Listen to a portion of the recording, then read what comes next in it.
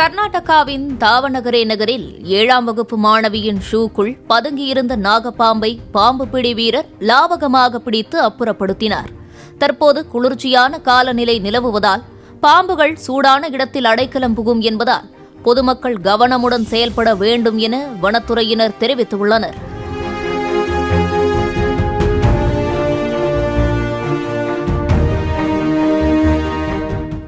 Play store மற்றும் app ஸ்டோரில் இருந்து பாலிமர் செயலியை QR கோடு மூலம் பதிவிறக்கம் செய்யுங்கள்.